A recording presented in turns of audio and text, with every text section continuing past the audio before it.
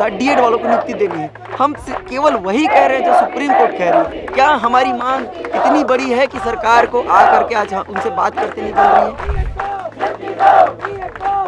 High court और supreme court के आदेश को हम लोग सोच रहे हैं, समझ रहे हैं, करके बोलते हैं तो हाईकोर्ट और सुप्रीम कोर्ट को बंद कर देना चाहिए। आप ही लोग सोचो समझो, और कहाँ जाएं सर हम लोग। हमारी जान लेना चाहती है तो ले ले, लेकिन हमें नियुक्ति दे। अब कितने देर तक लड़ेंगे इस सरकार से? एक दिन नहीं आई है देखने के लिए, हम लोग मर जाएंगे तब आएगी क्या? हम किसी का हक नहीं छीन रहे हैं, हम सिर्फ अपना हक के लिए यहाँ आए हैं सर, और जब तक हमें हमारा हक नहीं मिलेगा हम यहीं रहेंगे। सरकार हमें बात क्यों नहीं सुन रही है?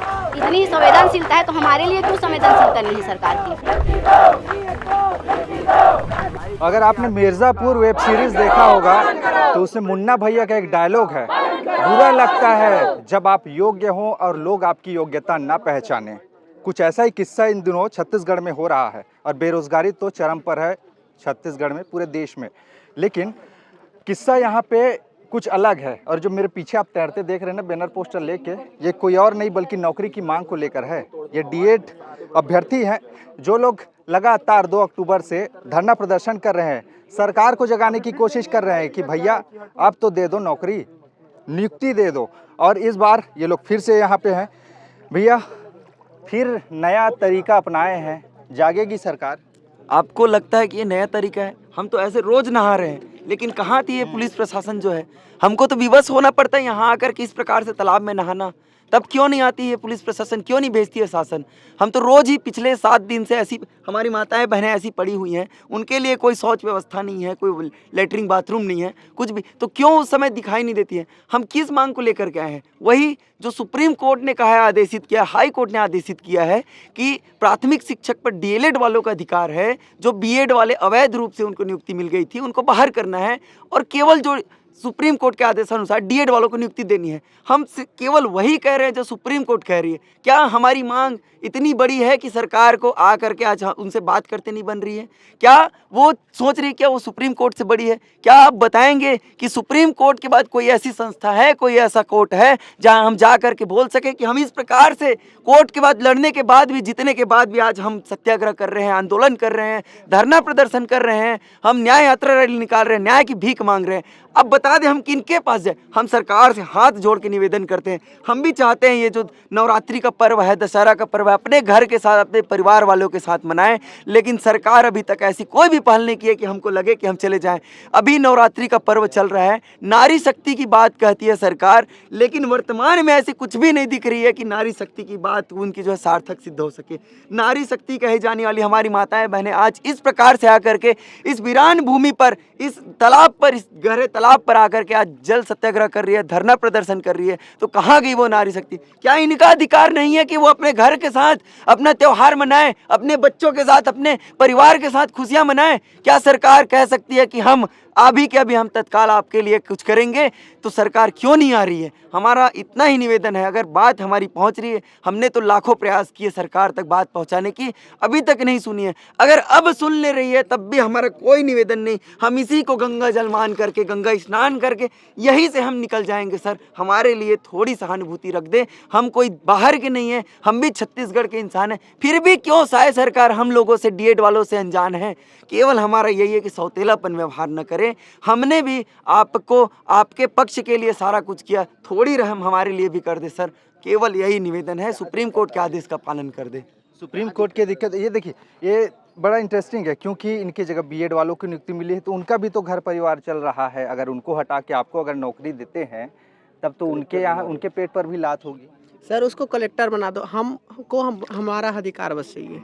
वो सरकार उसको कलेक्टर बना दे, एसडीएम बना दे, नेता बना दे, हमको कोई मतलब नहीं है। सुप्रीम कोर्ट जो बोला है, अधिकार दिया है, उसको अधिकार को प्राप्त करना है हमको, हमारा पोस्ट है।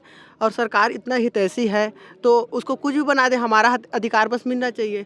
और अगर सुप्रीम कोर्ट का ऑर्डर को वो लोग सोच रहे हैं तो सुप्रीम कोर्ट को बंद कर देना चाहिए। सरकार को वही निर्णय लेना चाहिए कि हाई कोर्ट और सुप्रीम कोर्ट के आदेश को हम लोग सोच रहे हैं, समझ रहे हैं, करके बोलते हैं तो हाई कोर्ट और सुप्रीम कोर्ट को बंद कर देना चाहिए। आप ही लोग सोचो समझो, और कहाँ जाएँ सर हम लोग?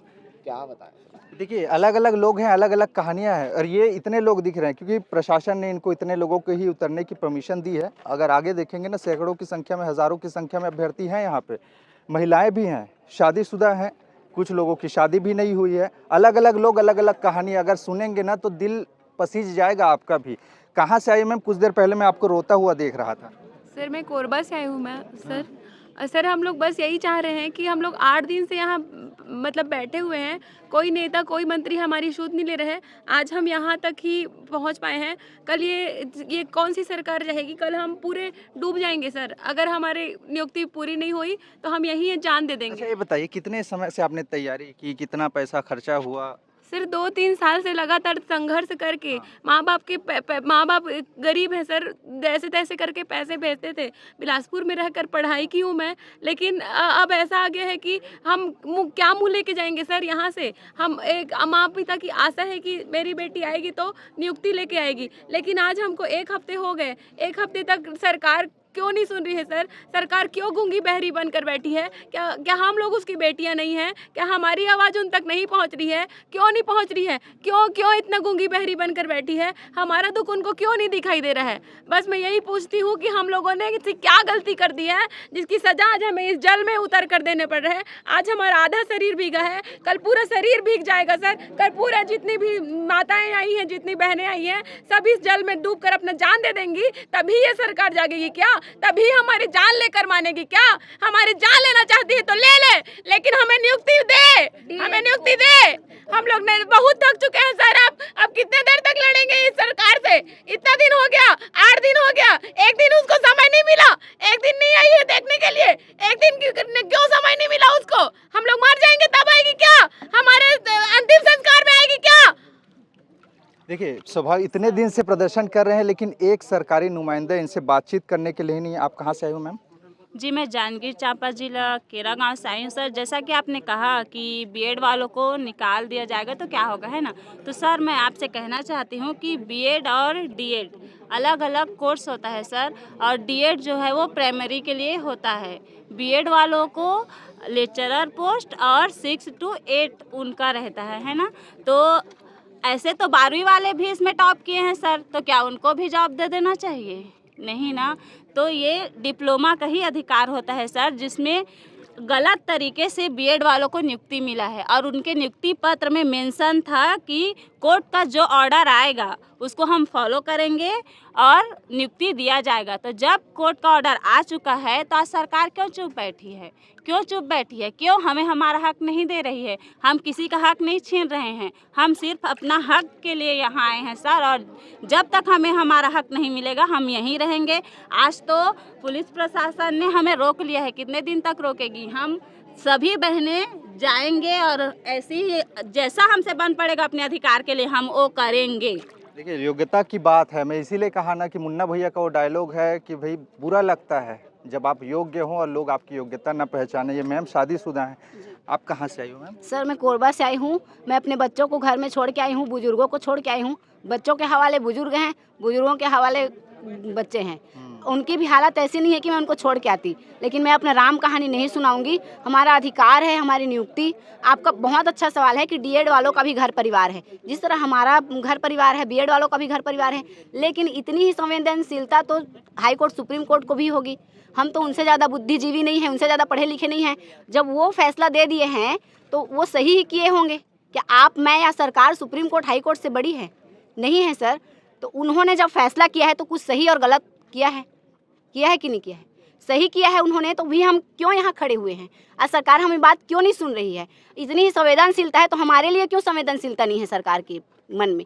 उनको जो भी पोस्ट वो देना चाहते हैं दे दें, हमको कोई दिक्कत नहीं है, लेकिन हमारा अधिकार है। सुप्रीम कोर्ट से भी हम सिद्ध कर चुके हैं कि डीएड वालों का ही अधिकार है पोस्ट में, तो वो हमें मिलना चाहिए, और इसीलिए हम यहाँ हैं। और किसी ने पूछा कि इसके बाद आपकी क्या रणनीति है, तो इसके बाद अभी दशहरा का पर्व आ रहा है, रावण दहन है, दुर्गा माँ का विसर्जन है। हमें जो उचित लगेगा अपने अधिकार के लिए हम करेंगे। और आप लोगों को धन्यवाद मैं बार बार करती हूँ कि मीडिया हमारी बात को सरकार तक पहुँचाए, लोगों तक पहुँचाए, क्योंकि आप लोग तो हमें देखने आ गए, हमारा हाल चाल पूछने आ गए, लेकिन सरकार अभी तक हमें पूछने नहीं आई है सर।